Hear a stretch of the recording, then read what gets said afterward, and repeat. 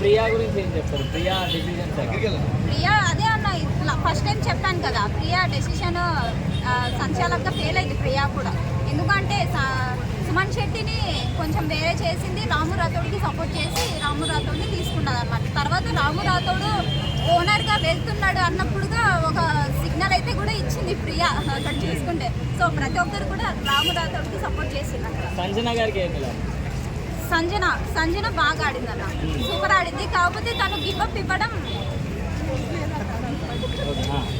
Sanjana give up ఇవ్వడం నచ్చలేదు. ఎందుకంటే తను ఎమోషనల్గా పోవాలనుకుంటుందా, లేదు సింపతి పరంగా పోవాలనుకుంటుందేమో, కానీ తను మాత్రం అట్లా గివప్ ఇవ్వకోకుండా గేమ్ ఆడింది మంచిగా ఉండేది.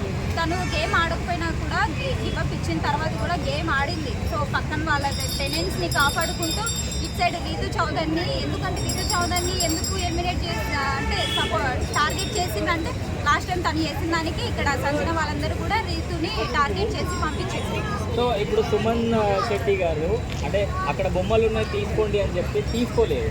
అంటే తనూజ గారు ఇంకా లక్కీ పాప ఎలా అంటే వాళ్ళు ఒక టెనెంట్స్ని కాపాడుకుందాం అన్నట్టుగా ఉన్నారన్న.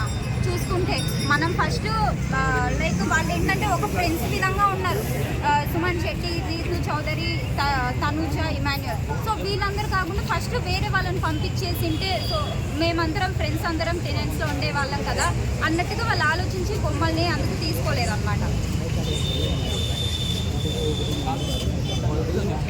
సంచాలక్గా ప్రియా సక్సెస్ అయిందా అన్సక్సెస్ అయిందా? అన్సక్సెస్ఫుల్ అయింది. ఈ వీక్ ఎలిమినేట్ ఎవరు అవుతారు? ఈ వీక్ ఎలిమినేట్ మర్యాద మనీషే, అందులో డౌట్ లేదు. చాలా మంది ప్రియాంక అవుతుంది అంటున్నారు. ప్రియాంక అవ్వదు అన్న. శ్రీజ అరవడం తప్ప ఏం లేదు అక్కడ. తనకి ఒకవేళ గేమ్ ఇస్తే కూడా ఆడిద్దేమో, కానీ ప్రెసెంట్ అయితే అరుపులే తప్ప ఏం అనిపించదు. చాలా మంది శ్రీజని ప్రియాని హేట్ చేస్తున్నారు. అవును, ఎందుకంటే వాళ్ళు నాదే బిగ్ బాస్ హౌస్ అన్నట్టుగా కొంచెం బిహేవ్ చేస్తున్నారు. ఎందుకంటే అగ్ని పరీక్షలో ఆడి వచ్చినందుకు వాళ్ళు కొంచెం పొగరుగా ఉన్నారనేసి అనిపిస్తుంది వాళ్ళిద్దరు, ప్రియాంక అండ్ శ్రీజ. డెమాన్ పవన్ అసలు ఫెయిల్. అందుకే ఇది రీతు చౌదరి ఫెయిల్ చేసింది కాబట్టి మళ్ళీ నాగ్ సార్ వరకు వచ్చి అది నాగ్ సార్ మళ్ళీ డెసిషన్ తీసుకుంటున్నారు అనేసి టాక్ వచ్చింది. నేను కూడా ఇవాళ చూడాలి మరి.